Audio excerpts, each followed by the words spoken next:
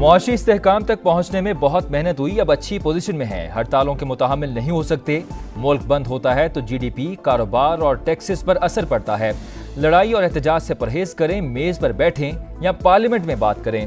وفاقی وزیر خزانہ کی program red line with Talat میں گفتگو، محمد اورنگزیب کی اپوزیشن جماعتوں کو چارٹر آف اکانومی کی پیشکش۔ جرگہ کرنے پر کسی کو اعتراض نہیں، لیکن متوازی عدالتی نظام ناقابل قبول ہے، حقوق کی بات ہو سکتی ہے مگر بندوق اٹھانے کی اجازت نہیں دے سکتے، ریاست کے خلاف ہتھیار اٹھانے والے ہمارے دشمن ہیں، پی ٹی ایم پر پابندی لگ چکی، جو بھی اس کی مدد کرے گا وہ بھی نرغے میں آئے گا، پاسپورٹ اور شناختی کارڈ بھی بلاک ہوں گے۔ وفاقی وزیر داخلہ محسن نقوی نے دو ٹوک بتا دیا، کہا عوام کو ہتھیار اٹھانے کی ترغیب دینے پر ریاست خاموش نہیں رہ سکتی۔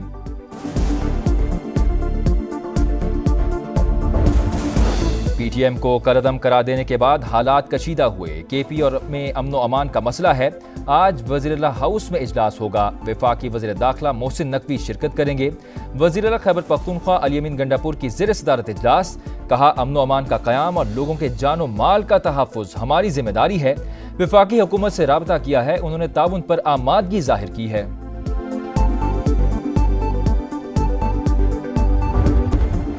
ہمیں سننے میں آتا ہے کہ یہ احتجاج کر دو، یہ جلا دو، ایک صوبہ جو ہے وہ پورے ساز و سامان کے ساتھ وفاق پہ حملہ آور ہو رہا ہے، لوگوں کو خیبر پختونخوا سے لانا پڑتا ہے، وہ بھی سرکاری لوگوں کو سرکاری گاڑیوں میں۔ ایک ایسی پولوشن بھی ہے جس کو ہم پولیٹیکل پولوشن کہتے ہیں، جو نظر نہیں آتی لیکن ملک کو تباہ اور برباد کر دیتی ہے۔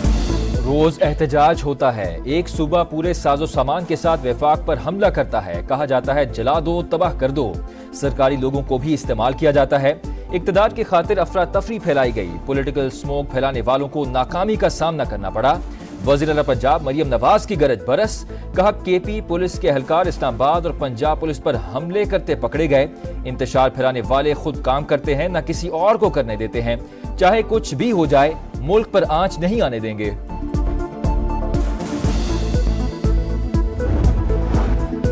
ملک سے دہشت گردی کا خاتمہ اولین ترجیح، ہم دشمنوں کو مکمل شکست تک جنگ جاری رہے گی، وزیر اعظم کا عزم، کہا ملکی سلامتی کے لیے شہداء کی قربانیاں کبھی فراموش نہیں کی جا سکتی، قوم امن کے لیے ان کی ہمیشہ مقروض رہے گی، شہباز شریف کی فیصل آباد آمد، شہید لیفٹیننٹ کرنل محمد علی شوکت کے اہل خانہ سے تعزیت، فاتح خانی کی درجات کی بلندی کے لیے دعا کی۔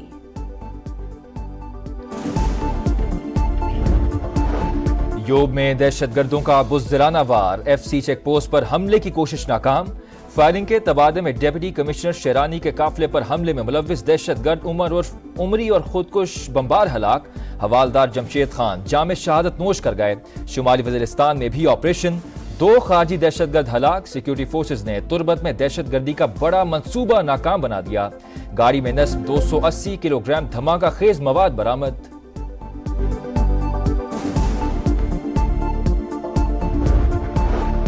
کراچی ایئرپورٹ کے قریب خودکش حملے کا مقدمہ تھانہ سی ٹی ٹی میں درج، دہشت گردی اور قتل کی دفعات شامل، دہشت گردی کی کارروائی، ملکی ساکھ کو نقصان پہنچانے کا حربہ، نشانہ چینی باشندے تھے، ایف آئی آر کا متن۔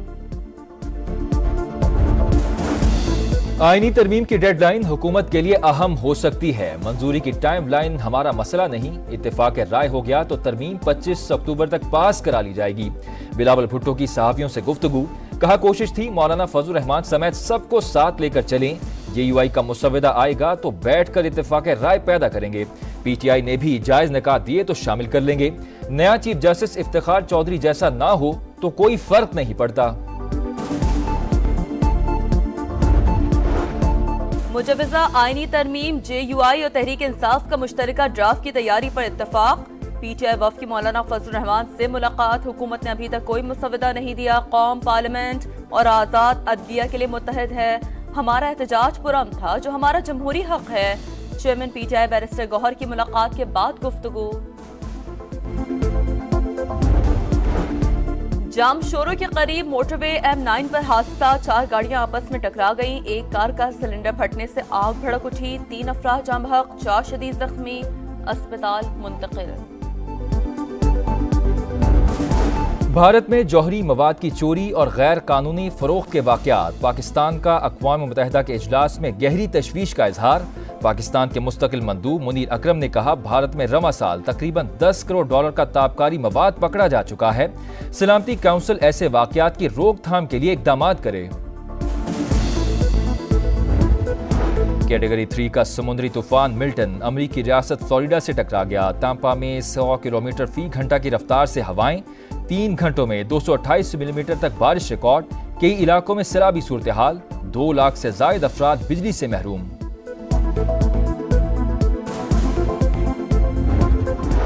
اور ملتان ٹیسٹ کا آج چوتھا روز، انگلش ٹیم 492 رنز 3 کھلاڑی آؤٹ سے کھیل کر آگے بڑھائے گی۔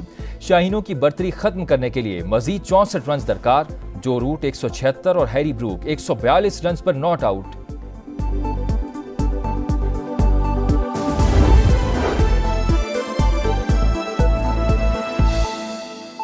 خطاب کیا گیا تھا اس تقریب سے۔ اہم خبر سے آپ کو اپڈیٹ کرے، army chief general Asim Munir سے سعودی وفد کی ملاقات۔ IASPR کی جانب سے بتایا گیا ہے کہ وفد کی قیادت سعودی وزیر سرمایہ کاری شیخ خالد بن عبدالعزیز نے کی۔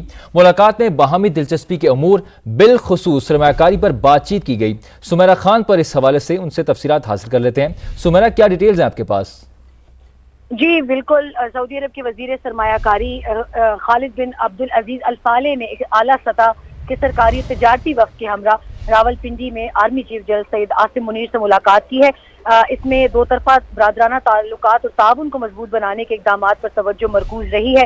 آرمی چیف نے شاہ سلمان بن عبدالعزیز آل سعود اور ولی عہد شہزادہ محمد بن سلمان کی جانب سے پاکستان کے لیے غیر متزلزل حمایت کے لیے اپنی گہری تعریف اور شکریہ ادا کیا۔ ایک بڑے تجارتی وفد کے دورہ پاکستان کا مظہر پاکستان اور مملکت سعودی عرب کے درمیان پائیدار اور برادرانہ تعلقات کی تصدیق کرتا ہے۔ انہوں نے یہ بھی کہا کہ پاکستانی عوام سعودی عرب کے لیے بہت زیادہ عزت اور محبت رکھتے ہیں۔ آرمی چیف نے وفد کو پاکستان کی مکمل حمایت اور عزم کی مزید یقین دہانی کرائی اور امید افزا نتائج کے بارے میں امید ظاہر کی کہ اس سے دونوں ممالک کو بہت فائدہ ہوگا۔ جی ٹھیک ہے، بہت شکریہ سمیرہ خان، آپ نے تفصیلاً اپڈیٹ کیا۔ Also like to welcome my old boss,